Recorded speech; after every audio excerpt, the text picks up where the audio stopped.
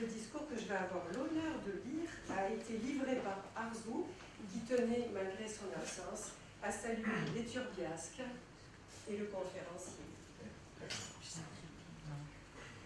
Les cycles des sciences de l'univers à la Turbie, leur extrême accessibilité grâce à l'effort de vulgarisation des conférenciers, sont le fruit de la réflexion et de la curiosité d'Alessandro Morbidelli, qui les coordonne depuis maintenant 11 ans. Après nous avoir sensibilisés l'an passé sur l'opportunité ou le danger que pouvait représenter l'intelligence artificielle dans nos vies humaines, M. Morbidelli, pour cette année 2023, taquine l'ordre et le chaos. Nous pourrions faire l'impasse sur la présentation du conférencier ce soir, quand vous le connaissez. Mais directeur de recherche au CNRS, médaillé de bronze en 1995, début de sa carrière, puis médaillé d'argent, élu membre associé de l'Académie royale de Belgique en 2014 et de l'Académie française des sciences l'année suivante, entre autres honneurs. Alessandro Morbidelli vient une nouvelle fois de recevoir la considération de ses pairs sur la qualité de ses travaux, et non seulement de ses titres universitaires, puisqu'ils l'ont élu afin d'être nommé ce 27 décembre 2022 par décret du président de la République lui-même, titulaire dès la prochaine rentrée universitaire en qualité de professeur du Collège de France sur la chaire Formation planétaire de la Terre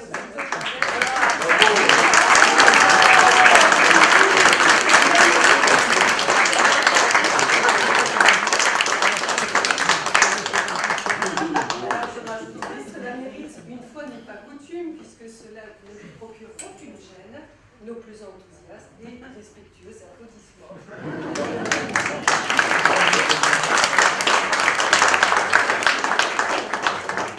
Pour ne pas perdre une minute de plus au commencement de la première conférence de cette nouvelle année, nous ne situerons pas l'astéroïde qui porte son nom et ne serons pas non plus exhaustifs sur la trentaine de comités scientifiques dont Alessandro Morbidelli a été élu membre ou qu'il a présidé, ni sur tous les enseignements qu'il a déjà supervisés. Nous ne détaillerons pas non plus la centaine de conférences internationales, mais quand même, c'est la troisième à la Turbie, dont il était l'un des illustres invités. Et puis, il y a 30 ans, jour pour jour, la première, peut-être on peut la citer, en Pologne, 1993, où il était déjà question de chaos dans les ateliers de recherche avancée de l'OTAN. Nous ne listerons pas ici non plus les centaines de publications dans les revues internationales ou les 20 000 citations dont il fait l'objet. En revanche, pour illustrer, si cela était encore nécessaire, toute l'expertise et l'humilité de notre coordinateur conférencier préféré, nous nous arrêterons quelques instants sur l'ouvrage mécanique céleste moderne, aspect de la dynamique du système solaire, qu'il avait publié à destination des étudiants avancés et des jeunes chercheurs contraints, ainsi que le dit la préface, de se frayer un chemin à travers une vaste littérature d'articles scientifiques dans le but de les amener à un point où ils pourront commencer à développer leur propre contribution originale.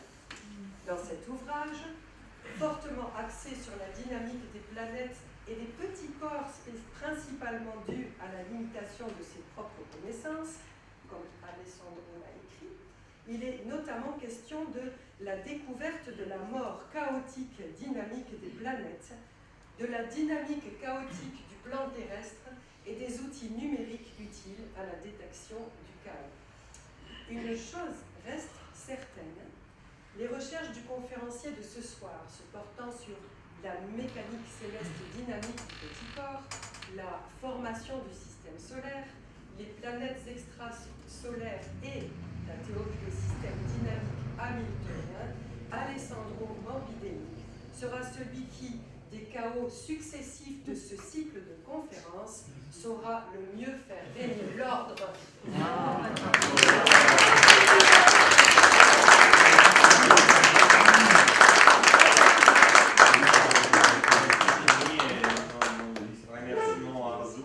Merci à tous d'être ici si nombreux. Je viens de voir un cycle qui démarre avec autant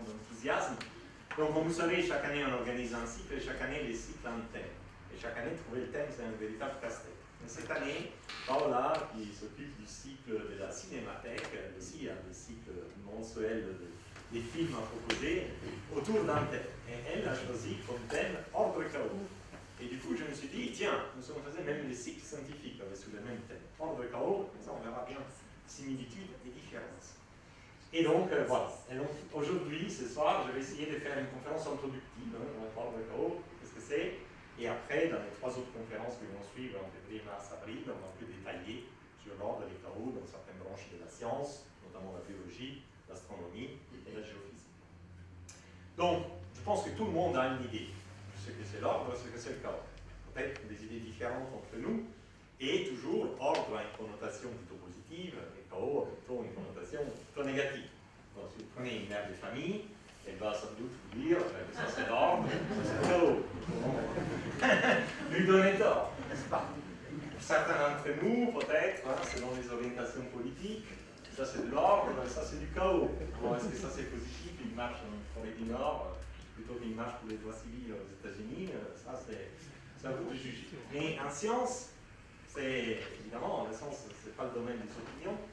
Ordre et chaos ont une signification bien précise. Il n'y a pas de connotation positive ou négative. Ce sont 2 états de la nature. Et alors, toute l'histoire commence avec cet homme, Newton. Donc, Newton a vécu au XVIIe siècle, au XVIIIe siècle. Donc, comme tout le monde sait, Newton a trouvé la loi de la gravité, quand on fait des tombes sur la Terre. Mais il n'a pas seulement trouvé la force de gravité, il a trouvé la loi de Newton. Et la loi de Newton dit que, pour un corps est soumis à une certaine accélération, un corps auquel on exerce une force, F, a subi une accélération, et cette accélération, la grandeur de cette accélération est la grandeur de la force divisée par la masse du corps. Grâce à ces lois, on peut imaginer que si on connaît les forces, on peut tout calculer. En principe, on devrait pouvoir tout calculer. Donc, le principe du déterminisme est celui-ci. Si on connaît la force, une force peut dépendre des positions x et des vitesses v, et on connaît une condition initiale, donc où est l'objet à un instant 0, x0, et quelle est sa vitesse à un instant 0, v0, on peut calculer toute son évolution dans les temps, donc où va l'objet, à quelle vitesse il se déplace, très simplement, parce que sur un changement des temps, sur un intervalle des temps dt, la position du corps va changer d'une quantité dx, qui est rien d'autre que le produit de la vitesse par l'intervalle du temps. Par exemple, si vous conduisez à 60 km/h, en une minute, vous avez fait 1 km. Et la vitesse change.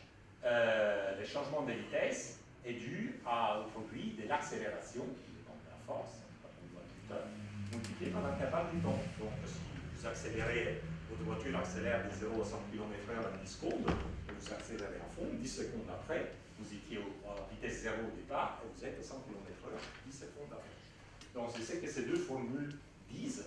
Et donc, si on connaît la force, si on sait calculer la force, en principe, on sait résoudre ces équations, on doit pouvoir calculer les futurs, l'évolution future, de façon déterministe, sans se tromper. Et Newton a effectivement essayé. Et s'est posé le problème de quelle est, par exemple, la trajectoire d'une planète autour de son étoile. Alors, il s'est appliqué, donc le mécanisme c'est là. Il faut évidemment définir la force, mais la force, il avait compris, dans ce point il est tombé sur la tête, donc il avait compris que la force de gravité est proportionnelle au produit des masses des 2 corps qui s'attirent, l'étoile et la planète, et est inversement proportionnelle au carré de leur distance réciproque. Et après, il y a une petite constante numérique qui donne la force. Donc, en utilisant cette expression de la force et l'expression de l'accélération égale à la force divisée par la masse, Newton démontra que la planète doit avoir autour de l'étoile une orbite elliptique, où l'étoile se trouve non pas au centre, mais dans un des 2 foyers de l'ellipse, et on appelle excentricité la distance du foyer où se trouve l'étoile par rapport au centre de l'orbite. Et cette trajectoire était en parfait accord avec les mesures, notamment faites par Kepler. Et c'était une véritable révolution. Depuis les débuts de l'humanité s'interrogeait sur les mouvements des planètes dans les ciels, Est-ce que c'est le Soleil qui tourne autour de la Terre qui tourne autour du Soleil, Aristote, Copernic, etc. Kepler détermine empiriquement, par l'observation, que les planètes tournent autour du Soleil, non pas sur des cercles, mais sur des ellipses, avec les soleils non pas au centre, mais des accompagnés, et Newton les démontre par voie mathématique. Donc ceci déclenche évidemment une vague d'enthousiasme, et c'est les débuts de ce qu'on appelle la période illuministe. Donc dans la période illuministe, grâce à ces résultats scientifiques et grâce aussi au développement technologique qui vraiment commence à surgir et modifier la vie de tous les jours, c'est la révolution industrielle, il y avait vraiment la conviction que par une approche scientifique et par la modélisation mathématique, on pouvait tout calculer, on pouvait tout comprendre, tout prédire. Ça, c'est l'idée de l'illuminisme.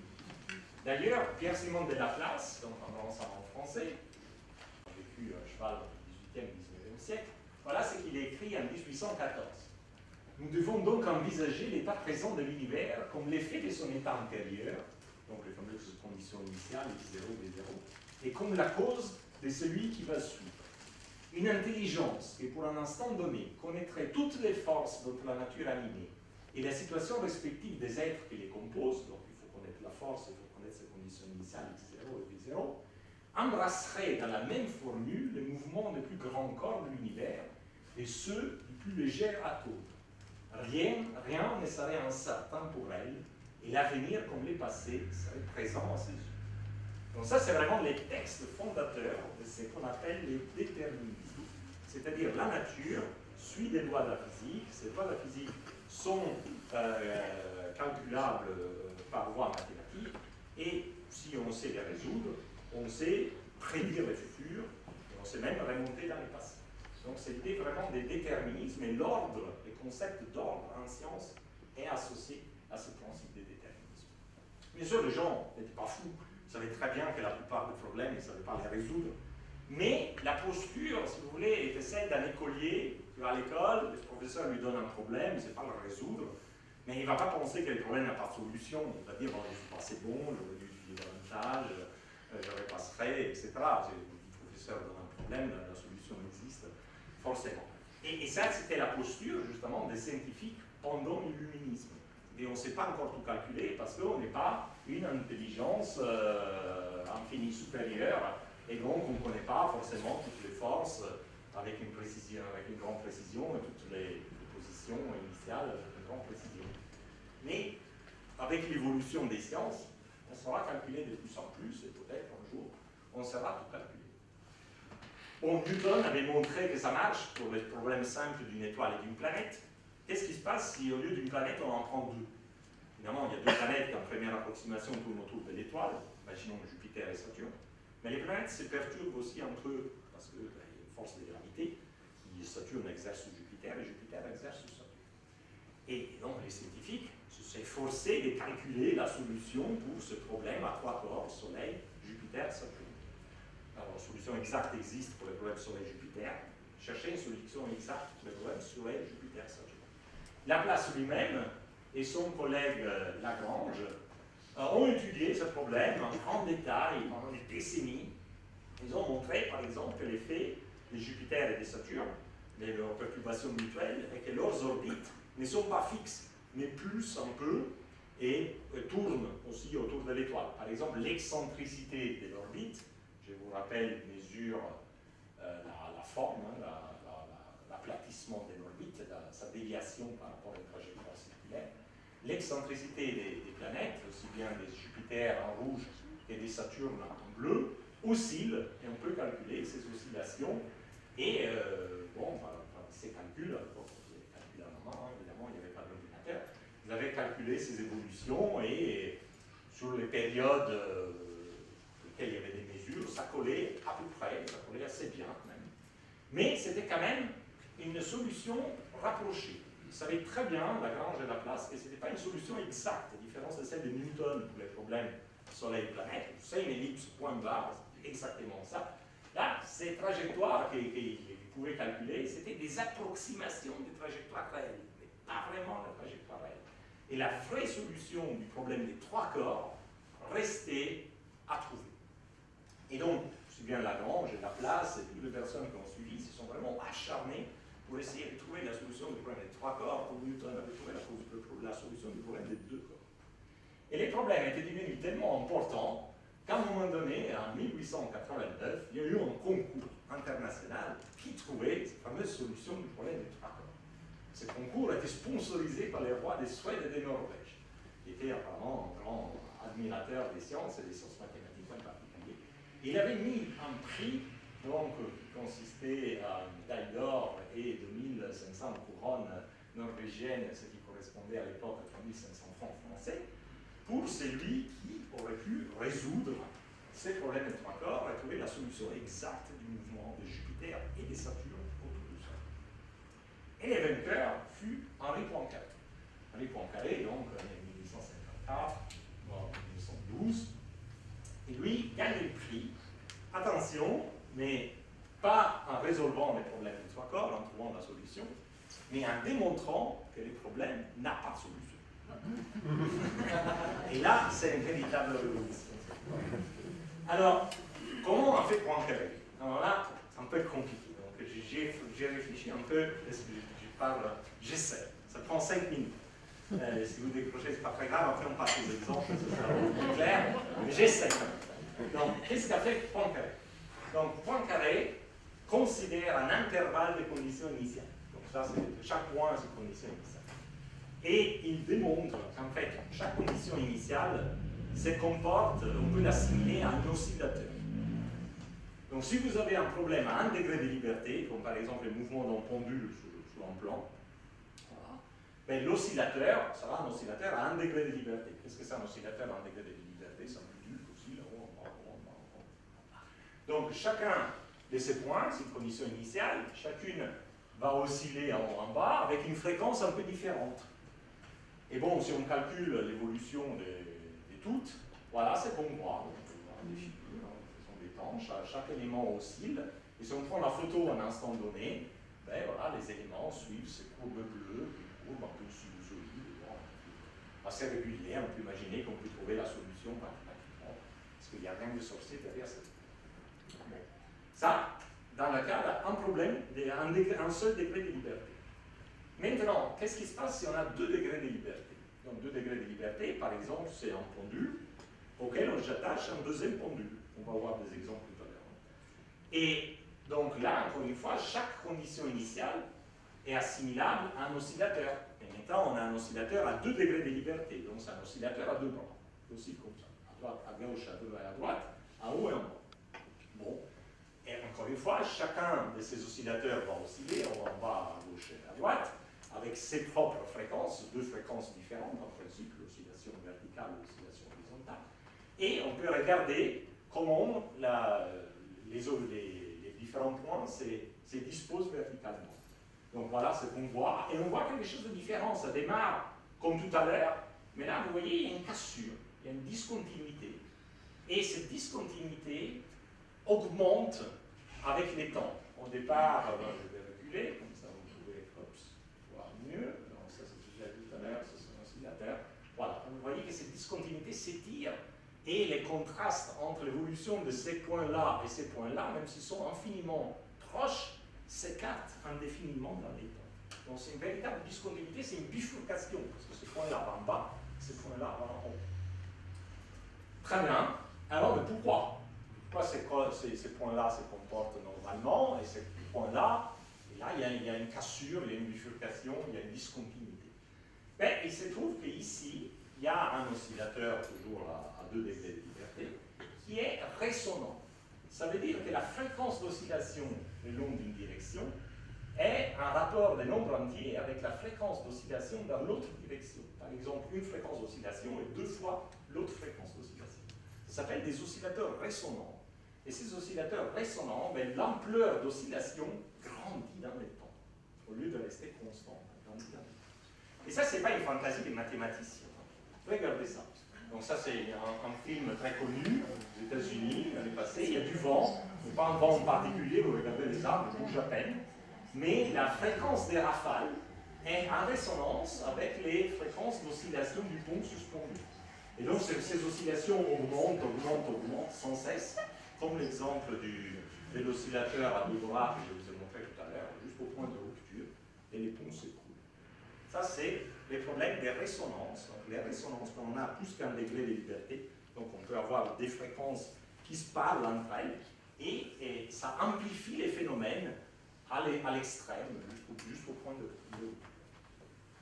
Et donc, c'est la raison pour laquelle on a cette discontinuité. Ça veut dire que dans la chaîne d'oscillateurs, il y a à un moment donné un oscillateur résonant qui devient fou, et il s'excite comme les ponts, jusqu'au point de rupture.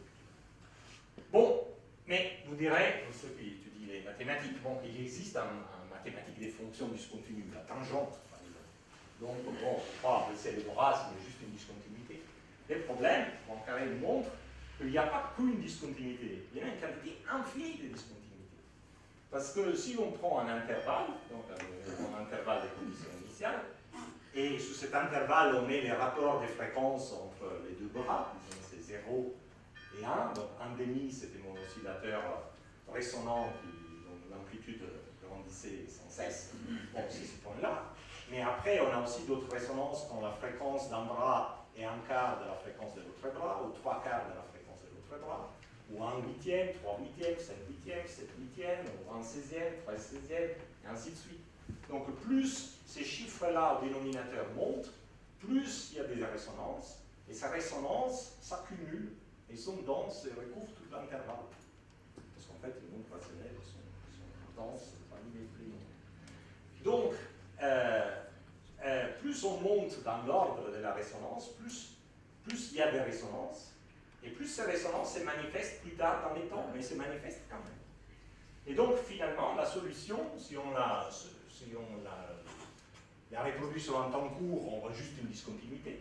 Mais si on la reproduit sur des temps plus longs, on voit plus des discontinuités émerger. Même là où ça semble lisse, à la fin, ça développe d'autres discontinuités. Encore. Il y a une infinité de discontinuités.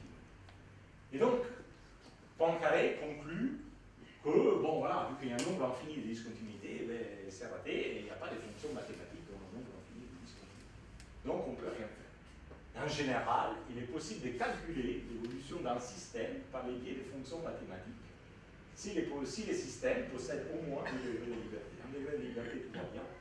2 degrés de liberté, les choses peuvent se compliquer. Et on ne peut pas décrire les résultats par des fonctions mathématiques, parce que les fonctions mathématiques n'existent pas.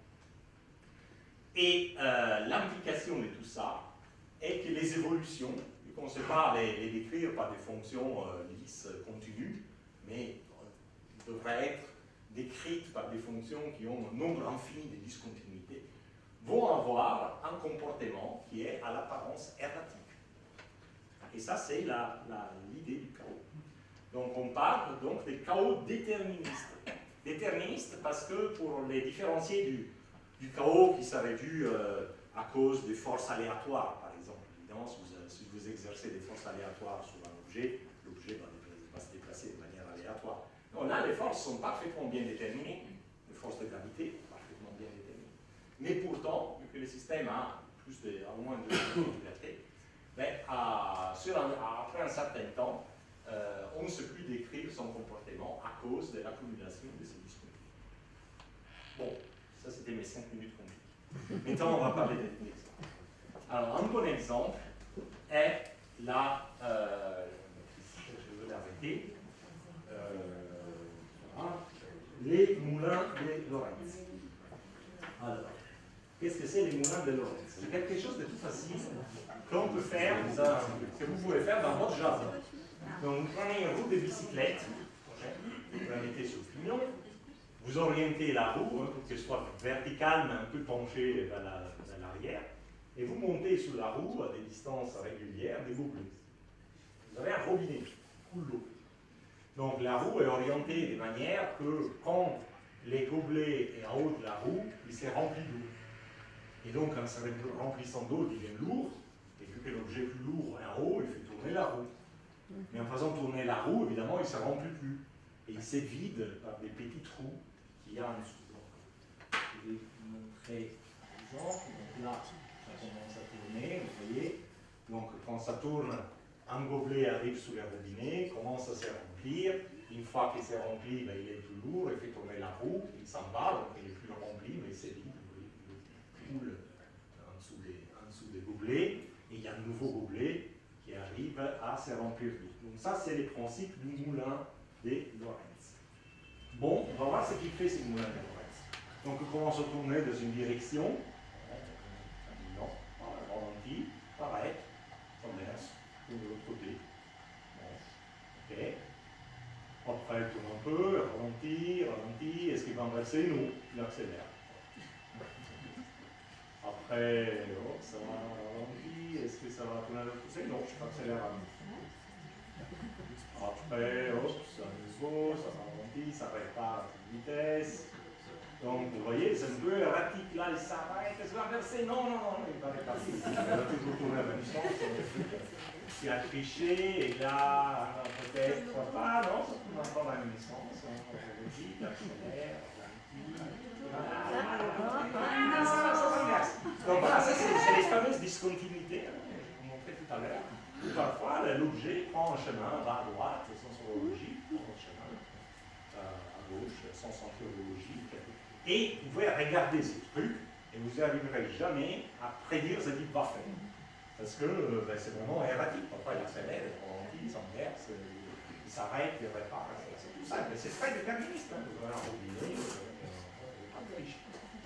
bon, vous pourrez dire, quand même, oui, ça a l'air erratique, mais c'est bon, si on étudie vraiment longtemps, peut-être on arriverait à décerner certaines périodicités un peu compliquées, sur des temps longs, etc.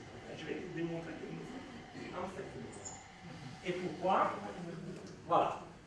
Prenons deux moulins de Lorentz identiques. Donc ici, l'autre sont identiques, soumis au même débit d'eau, etc. Et on va les démarrer dans la même position. Vous détectez une différence de position par vraiment fort. Voilà. Et on va lancer ces deux moulins. Bon, là, c'est pas une expérience physique, c'est une expérience de synthèse, mais on peut faire l'expérience physique. Donc, on va lancer l'expérience. Donc, on ouvre le bal et l'eau commence à couler. Il va remplir les gobelets en haut. Et les moulins démarrent. Et vu que les démarrages sont identiques et démarrer dans la même position, ben, ils font la même chose. Et donc, ils oscillent un peu dans une direction, et puis tous les deux s'inversent au même moment, ils oscillent dans la même direction. Et tout va bien, et bon, bien sûr, c'est la même chose, donc on va trouver la même chose. Et c'est une bonne description de ce qui se passe pendant un moment. Et puis ça diverge. Il y en a un qui tourne d'un côté et l'autre qui tourne de l'autre côté. Voilà, on a frappé encore une fois cette discontinuité et ça crée une véritable bifurcation de deux trajectoires qui étaient pratiquement les mêmes. À un moment donné, bifurquent, une part d'un côté et l'autre part de l'autre côté. Et ensuite, les deux trajectoires sont complètement décorrélées.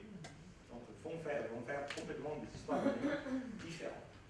Et pourquoi l'une part d'un côté et l'autre part de l'autre côté? Parce que même si on a essayé de démarrer exactement avec les deux moulins dans la même position, évidemment, on fait toujours une erreur. Donc il y a une erreur infinitésimale au début, et cette erreur au départ reste confinée, mais finalement il grandit, et au moment où la dynamique touche une de ces discontinuités, voilà, ça diverge, ça bifurque, là on va de l'autre côté, et l'autre moulin va de l'autre côté. En fait, c'est ça la clé. Donc, quand vous avez un système chaotique, vous avez au départ une petite différence, par exemple la petite différence sur la position initiale du moulin, et cette différence, initialement, semble rester assez constante, reste assez confinée, mais à un moment donné, elle explose exponentiellement. Et donc ça aussi, c'est, si vous avez un système, disons que vous avez votre modélisation, votre modèle, vous voulez prédire les futurs du système, vous faites une toute petite erreur sur les conditions initiales. Au départ, ce n'est pas grave, parce que votre erreur va rester plus ou moins constante. Si votre erreur au départ est petit acceptable, il va rester petit acceptable. Et après, ça explose exponentiellement. Et donc, à un moment donné, vous avez une certaine erreur que vous tolérez, au-delà duquel vous dites, non, ça n'importe quoi. Donc, si vous dites que votre prédiction est bonne, si votre erreur est plus petite, par exemple, que cette quantité, et vous avez un horizon de prédictibilité. Vous pouvez prédire le futur jusqu'à cet horizon. Et après, l'explosion de l'erreur vous empêche de prédire. Alors, est-ce qu'encore une fois, ça c'est de la fantaisie des mathématiciens? Pas du tout. On a un... Oui. Excuse-moi, je pense, parce que comme ils sont tous les deux, ça tourne, il y a un champ, ça, vous voyez, la tournée, ça fait un champ électrique au champ, donc ça influence. Non, non, non. Il n'y a pas de champ électrique sur des roues non électriques. Quand ça tourne, ça fait une... Il n'y a aucune interaction entre les deux moulins. Vous pouvez les mettre en deux chambres séparées. C'est vraiment, là c'est d'à côté pour les voir. Non, vraiment, c'est le fait que si vous partez les deux moulins, ils ne sont pas identiques à l'atome près. Eh bien, il y a une petite différence au départ. Cette petite différence, vous ne la voyez pas. Elle reste petite et vous ne la voyez pas. Donc c'est le même mouvement. Mais à un moment donné, c'est explose. Vous voyez que ça va pas. Donc, est-ce que c'est une fantaisie des mathématiciens? Non, pas du tout. On est confronté à ça tous les jours. Par exemple, c'est la météo. Donc, quand je préparais cette conférence, le 30 novembre, je me suis amusé à regarder la météo, site officiel français, Météo France, et là, donc, on était les 30 novembre. Et donc, on va regarder les prévisions météo. Donc, les 30 novembre, évidemment, la prévision est très bonne. 2 jours après, les 2 décembre, ça c'était la prévision. Donc, du beau temps toute la journée, avec un peu de nuages vers la soirée, et bien nuageux avec un peu de pluie vers le soir. Mais ce n'est pas seulement la prédiction des météos en France, on ne dit pas seulement quand il fait beau, quand il y a des nuages, c'est couvert il pleut, il nous donne beaucoup d'autres informations, évidemment la température, il nous donne la vitesse du vent, l'orientation du vent, la vitesse maximale des rafales, etc. C'est une prédiction en 3 jours. C'est un tas de choses, et c'est vrai, je vérifie. Regardons pour le lendemain. Donc au lieu de 3 jours, on va 4 jours. Et là, il y a un petit truc qui apparaît. Indice de confiance 3 sur 5. Donc Météo France vous dit, ça c'est ma prédiction, mais je ne suis pas sûr. Donc j'ai une probabilité de 40% de me tromper, quelque part.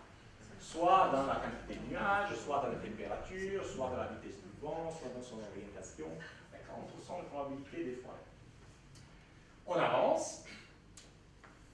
On passe à dimanche, donc une prévision de 5 sur 5 jours, l'indice de confiance tombe à 2 sur 5. Vous savez, Météo France dit, moi je t'ai dit certifié dimanche, mais j'ai 60% de probabilité de me tromper quelque part. Et encore une fois, bon, peut-être sur la vitesse du vent, sur la pluie, sur la couverture nuageuse, sur la température. Si on va encore au-delà, donc on va prendre une prédiction, parce que Météo France dit une prédiction à 15 jours. Ouais. Ok, donc allons à 10 jours après, samedi 10. Alors, l'indice de confiance tombe à 1 sur 5, ça veut dire qu'il y a 80% de probabilité qu'ils disent n'importe quoi. Et ils ne vous disent pas grand-chose. Ils vous disent juste qu'il fera nuageux, il pleut, mais il n'y a plus la température, il n'y a plus la direction du vent, il n'y a plus la vitesse du vent, etc. Parce que là, la probabilité de réussite est 0%. Donc c'est vraiment les problèmes de l'explosion des erreurs. Donc à l'instant T, on sait quelle est la météo. Il y a des modèles mathématiques aujourd'hui très poussés qui permettent de prédire l'évolution de la météo, mais le système est intrinsèquement chaotique, l'erreur explose, et donc on ne peut pas prédire au-delà d'un certain terme, qui est typiquement de l'ordre de 3-4 jours. Alors, bon, pour les gens de mon âge, ils se souviendront que quand nous on était enfants, la prévision de météo était n'importe quoi. Donc, carrément. Et aujourd'hui, sur les 3-4 jours, c'est assez bon. Donc, on va vous dire, bon, avec le progrès de la science, peut-être quand lui il aura mon âge, on saura faire des prédictions en météo d'ici un mois, et il saura. S'il est 6 février, il pourra aller skier. Aujourd'hui, on est 6 janvier. Mais non, parce qu'avant, les prédictions météo n'étaient n'importe quoi parce que le modèle n'était pas bon. Mais aujourd'hui, les modèles sont bons et la limitation sur la prédiction météorologique ne vient pas du fait que les modèles ne sont pas bons, vient du fait que la nature météorologique est chaotique. Donc il y a cette explosion de l'erreur. Si vous voulez prédire, donc vous avez un horizon de prédictibilité. La météo est complètement fausse quand je dépasse cette erreur. Donc là, j'ai un horizon de prédictibilité. Je veux prédire la météo plus longtemps. Qu'est-ce que je dois faire? Je dois réduire mon erreur dès le départ. Donc pour réduire mon erreur dès le départ, il faut que je double, par exemple, le nombre de stations météo sur toute la Terre. Donc, pour connaître l'état météorologique à l'instant T0 avec plus grande précision. Donc c'est un grand investissement, on les fait. Et imaginez, on les fait. Donc on réduit l'erreur d'un facteur 2. Un facteur 2, c'est déjà, je peux dire, même pas, mais en fait, on l'a réduit d'un facteur 2. Et qu'est-ce qui se passe? L'explosion exponentielle est un tout petit peu décalée. Et donc votre horizon de prédictibilité, au lieu d'être cet intervalle de temps-là, est un tout petit peu plus long. Vous n'avez pas gagné grand-chose en doublant toutes les stations météo sur toutes les zones terrestres.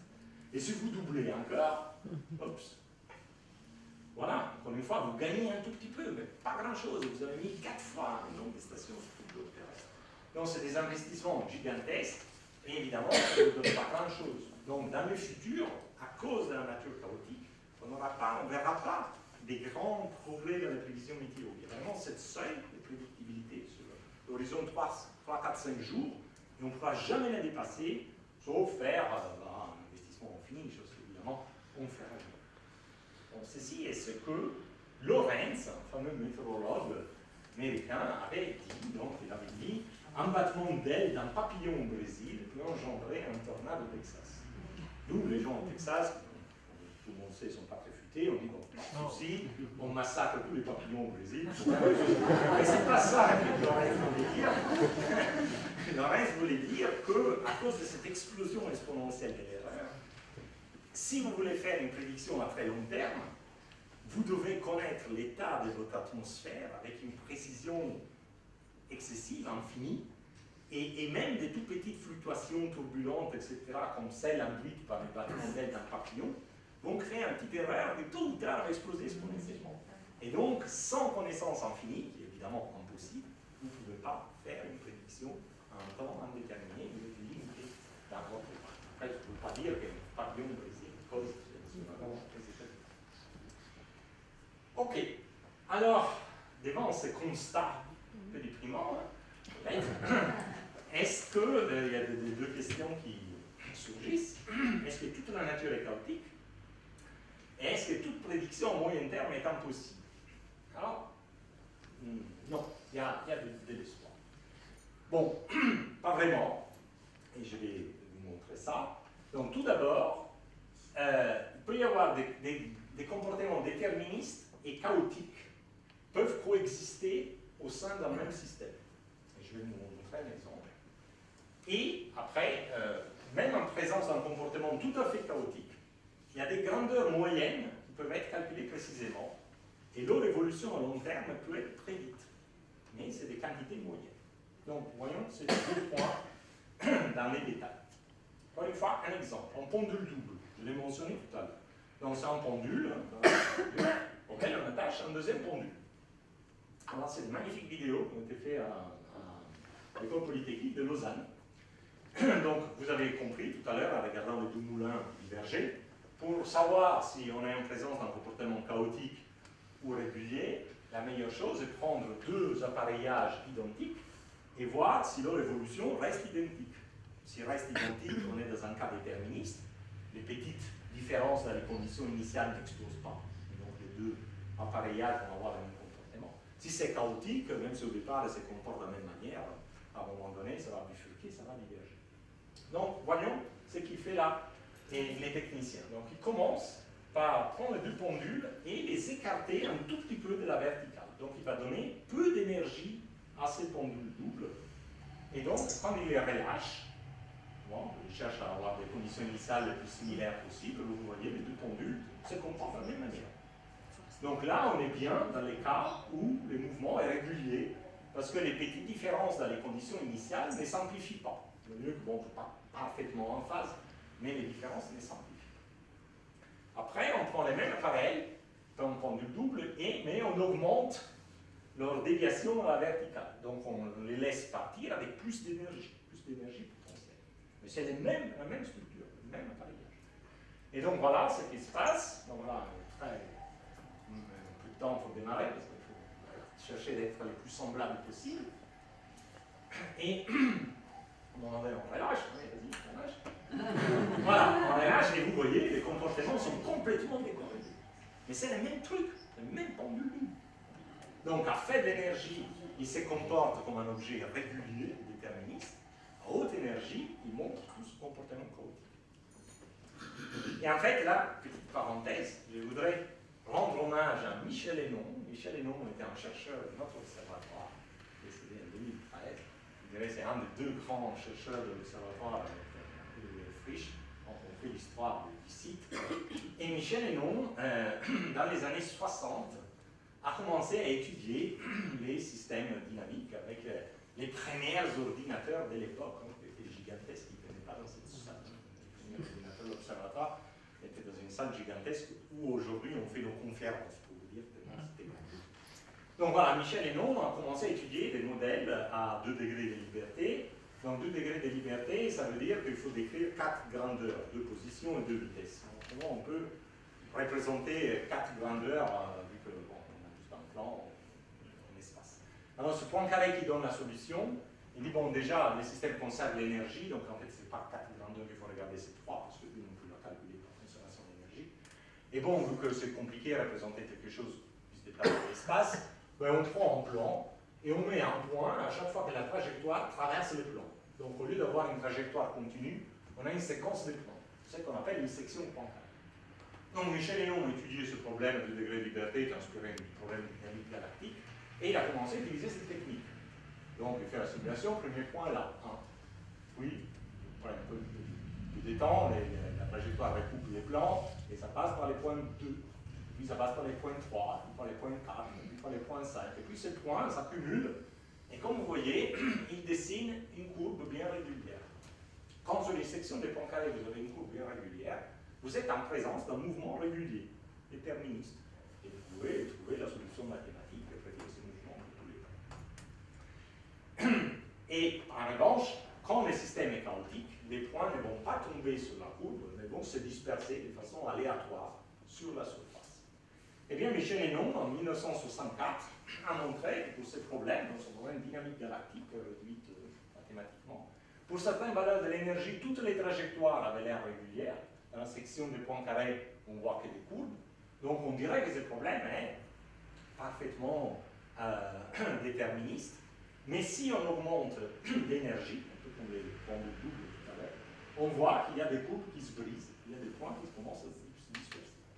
Et c'était 1964. Donc c'est la première fois en fait où on a montré que dans un même système, les trajectoires régulières et chaotiques peuvent coexister. Et un système peut même sembler entièrement régulier pour certaines valeurs de son énergie. Et après, on peut voir des coexistences entre trajectoires ordonnées et trajectoires chaotiques pour d'autres valeurs d'énergie.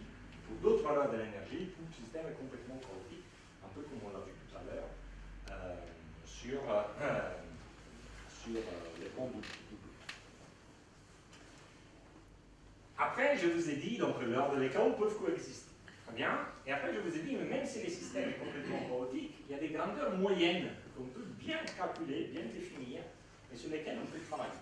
Donc, reprenons notre exemple de 2 roues de moulins. De 2 moulins de Lorentz. Et faisons ça. Donc, on a 2 moulins. Là, cette fois, on les fait partir carrément d'un côté et de l'autre. Donc, les trajectoires seront différentes. Donc, ça démarre et.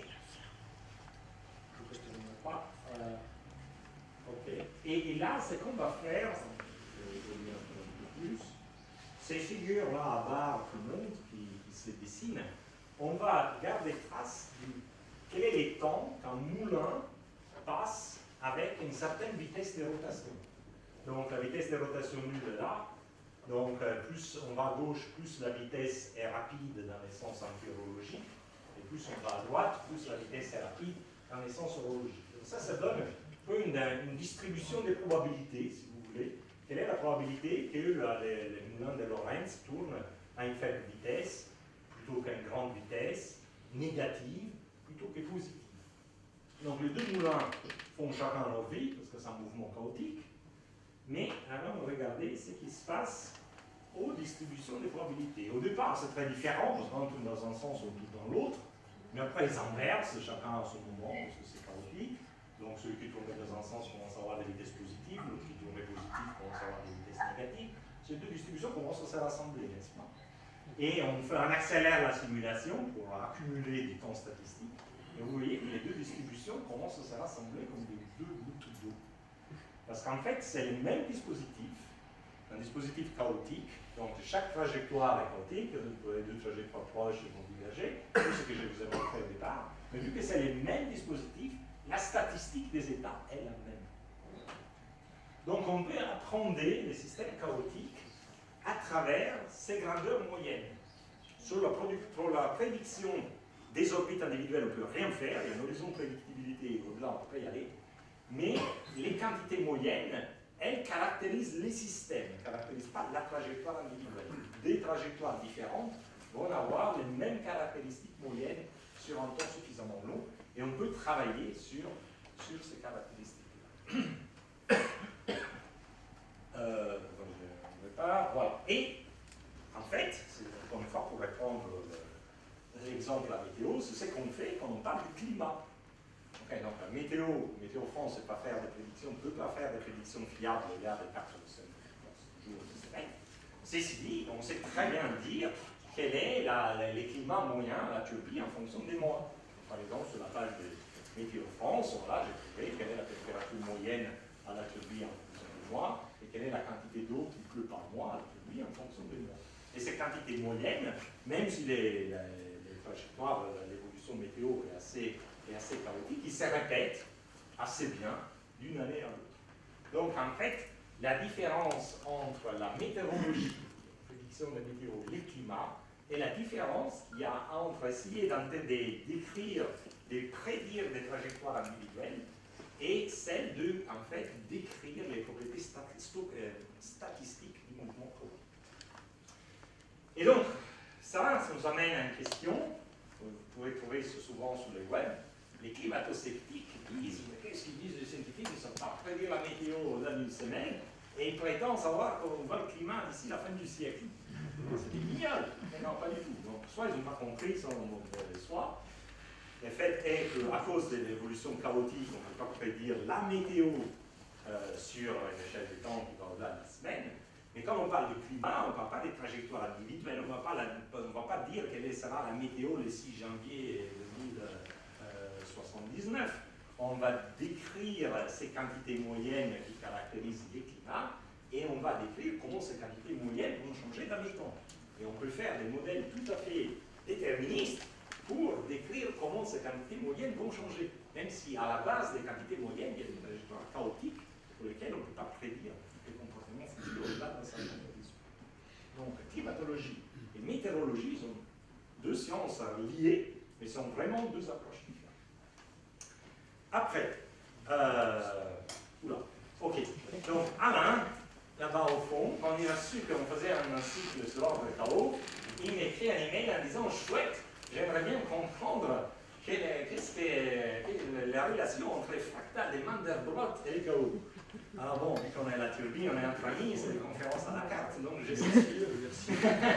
Parce que je tiens à dire que j'y comprends pas grand-chose, et la seule correspondance que je pourrais voir dans tes deux dessins que tu présentes, c'est peut-être que l'image de droite correspond à un gros plan sur les cheveux de Benoît Mandelbrot. Voilà. Alors, donc, qu'est-ce que Mandelbrot? C'est un scientifique, un mathématicien polonais qui a passé une partie de sa vie, il a grandi en France et après est parti aux États-Unis. Il a inventé ces objets qu'on appelle les fractales. Alors, sur Wikipédia, la définition du fractal, c'est ça. Un fractal est un objet géométrique infiniment morcelé, dont les détails sont observables à une échelle arbitrairement choisie. Ça veut dire que quand vous zoomez sur une partie de la figure, il est possible de retrouver toute la figure. Et donc, on dit que c'est une figure autosimilaire. Voici l'exemple. Donc, on zoome ici, on zoome, on continue à avoir la même structure qui apparaît. Donc ça, c'est un fractal. Donc c'est un objet entièrement mathématique, il n'y avait aucune notion du chaos quand ça a été inventé, etc. C'est presque un jeu. Alors, quel est le rapport avec les chaos?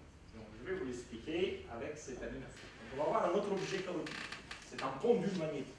Donc c'est un pendule qui peut osciller dans les deux directions, donc 2 degrés de liberté.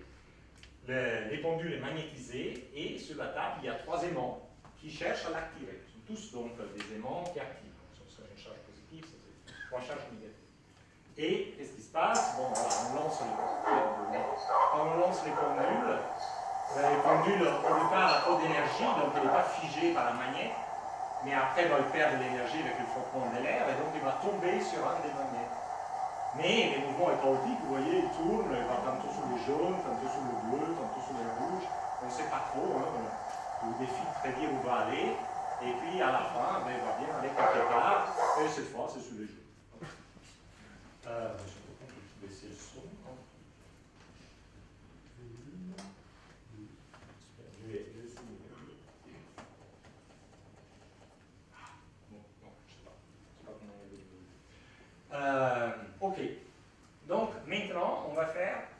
expérience. Donc on va voir ces mêmes pendules du haut. Donc on va lancer les pendules à partir d'une certaine condition initiale et on va voir où ils s'arrêtent. S'ils s'arrêtent sur les jaunes, je marque ma condition initiale par les couleurs jaunes. S'ils s'arrêtent sur les rouges, par les couleurs rouges. Là, il est retombé sur les jaunes, une autre couleur jaune, une autre couleur jaune. Là, ça va tomber au bleu, donc c'est une couleur bleue. Là, ça tombe à nouveau sur les jaunes, etc. Donc on joue à ce jeu-là, vous aurez tous les sons.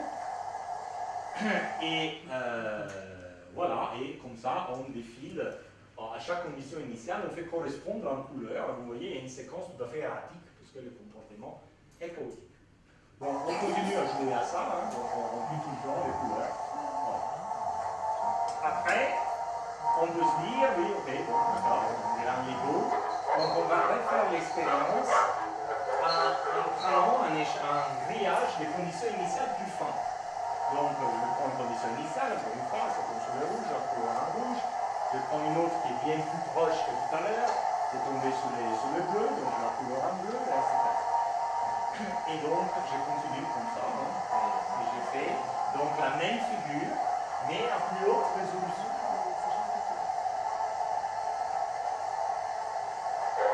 Et je continue comme ça, et donc je vais faire une figure qui est à plus haute résolution. Et après, bon, ça forme pelé, donc à plus haute résolution encore. Et puis encore à plus haute résolution. Et voilà ce qui sort. En fractal. Donc les fractales, le son devrait s'arrêter, j'espère. Oh, désolé. Les fractales, par exemple, décrivent ces grillages de conditions initiales où les couleurs correspondent à l'état final. Et donc ici, vous voyez deux choses. Déjà, il y a des grosses patates qui ont une couleur uniforme. C'est les fameuses régions régulières, ordonnées, déterministes. Donc, où soit la condition initiale, pour une condition initiale elle est rouge, pour une condition initiale à côté, reste rouge. Et après, il y a les régions vraiment chaotiques, où vous voyez toutes les couleurs. Et là, c'est les régions, justement, où il y a toutes ces bifurcations, ces discontinuités. Et là, ça veut dire que vous prenez une condition à côté, initiale à côté, et vous tombez sur un attracteur différent. Mais si vous faites un zoom, même les régions chaotiques vont montrer qu'il y a des sous-régions qui sont régulières, tout petites, immergées dans un fond chaotique, et ainsi de suite, parce que c'est autoréplicant, exactement comme un fractal. Voilà, donc on arrive à la fin, donc quelques mots sur l'impact culturel de tout ça, au-delà de la science. D'ailleurs, il faut dire que c'était prévu par Poincaré, donc en 1800, les vraies compréhensions du power en science quand même datent des années 60, notamment les travaux de Michel Hénon, Lorentz, etc. Avant ça, les choses de Poincaré, le résultat Poincaré, c'est un peu des curiosités mathématiques, je dirais, c'est vraiment dans ces années-là qu'on a vu la nature a vraiment se comportement. Et puis, vers la fin du siècle passé, donc au début des années 2000, on commence ce concept qui a bien rentré dans la communauté scientifique, commence à percoler dans la société et avoir un impact dans la culture et même sur les processus décisionnels, je dirais, tant au niveau individuel qu'institutionnel. Je vais vous parler un petit peu de tout ça. Donc, par exemple, impact dans la culture, donc j'ai pris deux livres, parce que ce sont vraiment antiques. Vous avez La Fondation d'Asimov, une trilogie des livres écrits publiés entre 1942 et 1944, et Jurassic Park, le livre de Michael Crichton, publié en 1990. Alors, dans La Fondation d'Asimov, voilà, science-fiction, la civilisation sortie de la Terre, a colonisé la galaxie, etc. Donc, on est bien loin dans le futur. Et en particulier, il y a un scientifique qui s'appelle Sheldon, ne pas confondre avec Sheldon, et qui, lui, il a su développer une science qui s'appelle la psychohistoire. C'est la capacité de prédire le futur. Donc, c'est vraiment l'apothéose du déterminisme. Et donc, lui, il a tout prédit ce qui se passera dans le futur. Mais il a aussi compris que, bon, à force, même si deux trajectoires proches restent proches, elles vont quand même tout doucement se séparer. Donc, M. Sheldon avait tout prédit. De temps en temps, il apparaissait comme un hologramme pour dire, bon, là, vous êtes en train d'aller sur un chemin un peu différent de celui que je prédis. Je vous conseille de faire ça et ça. Vous revenez comme ça sur le chemin prédit et tout va bien. Et tous les quelques siècles, il apparaît un hologramme pour remettre la trajectoire sur la trajectoire prédite. Et ça marche très bien.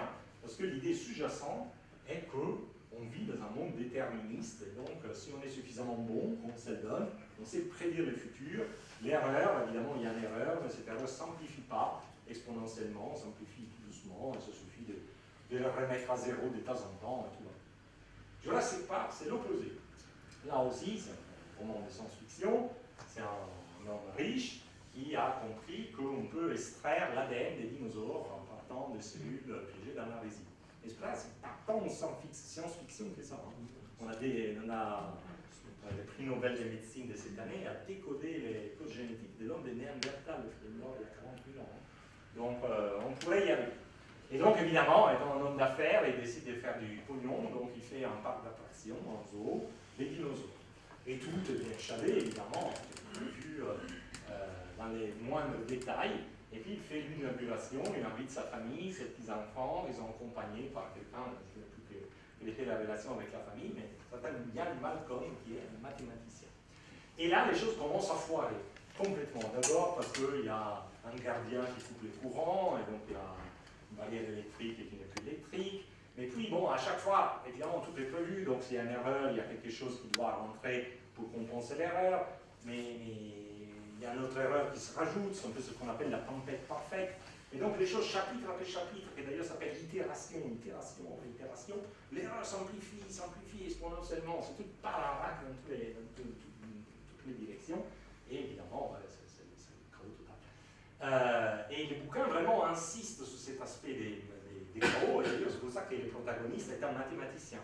Dans les bouquins, dans les films ça ne paraît pas, mais dans les bouquins, on cherche vraiment à expliquer cette idée, notion d'explosion d'erreur exponentielle dans un système chaotique, et il paraît que l'auteur l'a écrit parce qu'il voulait mettre en alerte les politiques sur les risques des OGM. Donc vraiment, 50 ans de différence, c'est vraiment tout un autre monde. Donc là, même si là, les scientifiques savaient déjà ce qu'était les chaos, parce que Poincaré était déjà passé par là, évidemment, on ne les écrivait pas, mais ici en 90, tout le monde a compris ce que c'est le chaos, y compris les écrivains. Dans les cinémas, bon, vu qu'on fait un cycle cinéma ordre et chaos, il y a un film qui illustre très bien cette bifurcation des trajectoires qui s'appelle Sliding Doors. C'est les portes coulissantes. Alors c'est l'histoire d'une dame qui a une vie tout à fait régulière, normale, donc elle va au travail et puis elle rentre à la maison en prenant le métro. Et un jour, elle est un peu avance, elle arrive à attraper de justesse la rame précédente. Alors là, les films doublent cette vie. Et d'un côté, il suit la vie de la dame qui est pour une seconde, une fraction de seconde, est arrivée à rentrer dans la rame. Et l'autre vie, en parallèle, est celle de la dame qui arrive une fraction de seconde après, la porte s'est fermée, et donc elle n'arrivera pas à prendre la rame. Et donc on va voir comment ces vies évoluent. Évidemment, la femme qui a pu prendre la rame est contente parce qu'elle va arriver à la maison plus tôt. Elle trouve son compagnon qui a la dame. Alors que l'autre dame qui était désolée parce qu'elle arrive en retard, parce que mon série a déjà fini, c'est déjà touché, tout va bien. Et donc les filles, vraiment, dans les films, divergent et n'ont plus rien à voir, ça part de côtés complètement différents, évidemment. Et c'est une représentation chaotique, donc d'une vie qui diverge sur un point qui s'est joué en une seconde près. Après, bon, c'est un film américain, donc on doit voir si bien terminé. Donc les deux vies, à la fin, convergent sur la même état final, qui est évidemment doré, réconcilié, etc. Mais ça, c'est faux, parce que quand vous avez des trajectoires chaotiques, elles ne reviennent jamais sur le même point. Quand certaines variables semblent être revenues à la normale, il y en a d'autres qui sont quand même changées. Par exemple, là, on a une belle salle remplie, il y a 2 ans, on était en plein Covid, donc on dirait, bon voilà, cette fluctuation du Covid est chaotique, certainement, mais finalement on a résolu, on est revenu à la normale. Mais pas du tout, parce que pour résoudre les problèmes, l'État a dépensé beaucoup d'argent, le déficit public aujourd'hui n'est pas celui qu'il y aurait eu sans Covid, donc les actions politiques ont changé, donc on est tous ici assis comme il y a 4 ans, comme si rien s'était passé, mais en fait dans notre vie les choses se sont bien passées parce que le Covid a laissé une trace dans la politique, dans l'économie, etc.